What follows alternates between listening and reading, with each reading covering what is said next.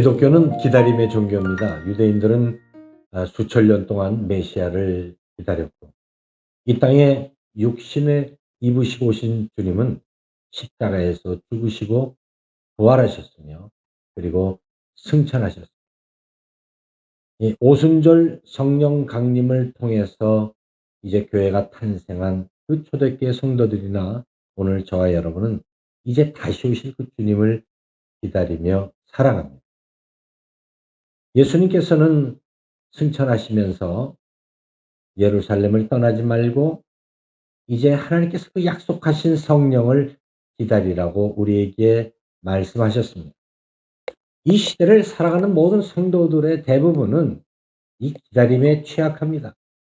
상대적으로 빠른 것을 추구하고 요구하는 이 세상 문화 속에서 우리는 행여 뒤처질까 하는 그 염려, 두려움 때문입니다. 이 두려움은 주님의 때를 기다림을 방해하고, 또 크고 작은 고난의 환경들 앞에서 주님의 손을 보기보다는 그 문제 해결을 위한 그 누군가, 아니면 어떤 것을 찾으며 조급하게 합니다. 나이가 조금씩 들면서 이제 비로소 그 기다림의 가치를 조금씩 깨닫게 되는 것 같습니다. 그만큼 기도에 대한 목마름이 생긴다는 의미입니다. 그토록 믿었던 예수님께서 십자가에서 죽으시자 절망한 제자들은 두려움 가운데 문을 굳게 닫고 꼭꼭 숨어 있었습니다. 그때 주님은 그들을 찾아가셔서 너에게 평강이 있을지어다 말씀하시면서 손과 발을 그들에게 보여주셨죠. 그리고는 성령을 받으라고 말씀하셨습니다. 부활하신 주님은 40일 동안 그 제자들을 다시 새롭게 세우시고 승천하시면서 다시 한번 말씀하십니다.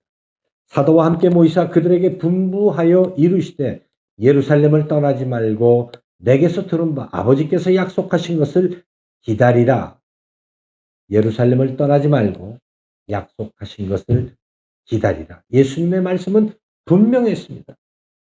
예루살렘을 떠나지 말 것과 그리고 약속하신 그 성령을 기다리라는 것입니다. 이 성령이라고 하는 그 파라클레토스라고 하는 헬라의 뜻은 바로 옆에서 라는 그 파라와 그리고 불러세운 자라는 의미의 클레토스의 합성어입니다. 이 피고인을 법정에서 옆에서 변론해주는 그 변호사를 의미하는 그 법정 용어입니다. 우리 성령님은 십자가의 은혜로 구원받았지만 여전히 이 땅에서 무서운 사단의 도전 앞에 넘어지는 우리를 지금도 옆에서 변호하시고 그리고 돕고 계십니다. 주님은 하나님께서 자신을 세상에 보내신 것처럼 나도 너희를 세상에 보내니 성령을 받기 위해 기다려라 말씀하신 것입니다. 하나님의 부르심에 순종했던 믿음의 족장들이나 하나님의 백성들은 늘 그 기다림 가운데 주님의 음성을 들었고 하나님의 뜻을 보았습니다. 우리가 이 땅에 살아가는 인생 여정 마찬가지로 그 기다림을 통해서 살게 됩니다. 이 광야의 기다림이란 벤치에 앉아서 그저 스마트폰 들여다보고 아니면 신문을 보면서 다음 차를 기다리는 그런 기다림이 아니라 정말 하나님 앞에 간절함으로 주님의 약속을 붙잡고 엎드려 성령의 인도하심을 구하는 것이 성도의 기다림입니다.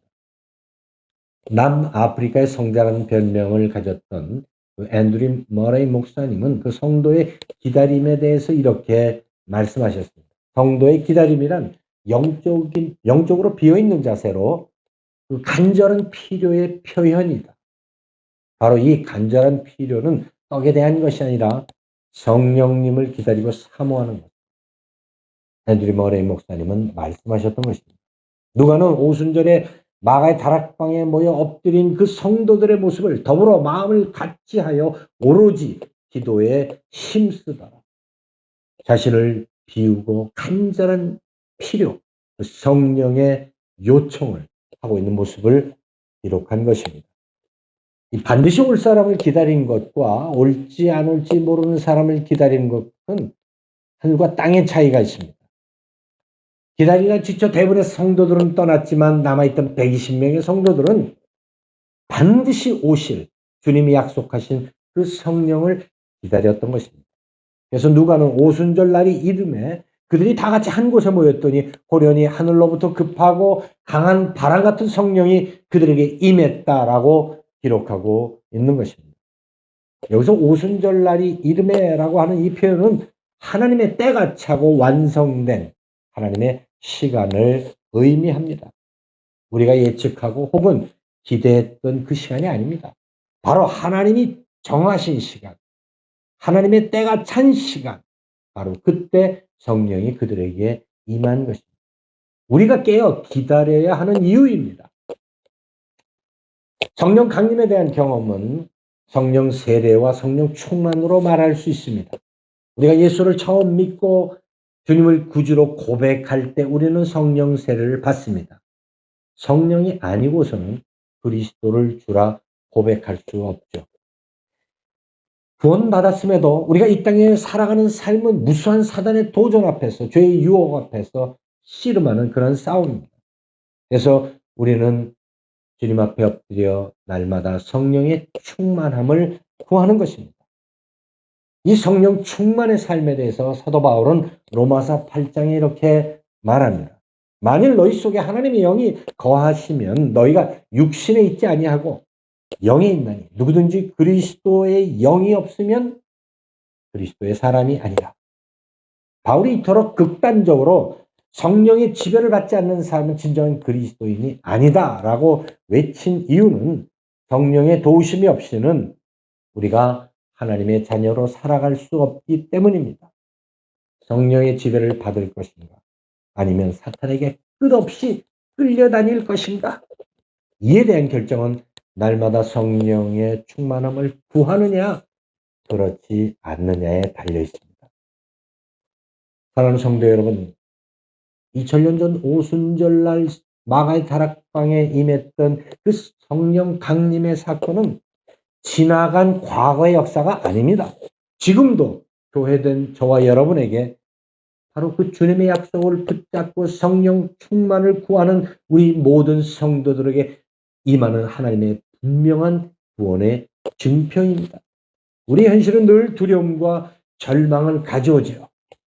그러나 그때마다 주님은 우리에게 오셔서 아버지께서 나를 보내신 것처럼 나도 너희를 보내니 성령을 받아라 말씀하십니다. 우리 자녀들, 친척들 중에 여전히 이 두려움 가운데 문을 굳게 닫아 걸고 있는 이들이 너무나 많이 있습니다. 이제 부활하신 주님이 우리에게 말씀하신 것처럼 이제 저와 여러분이 그들에게 나아가야 합니다.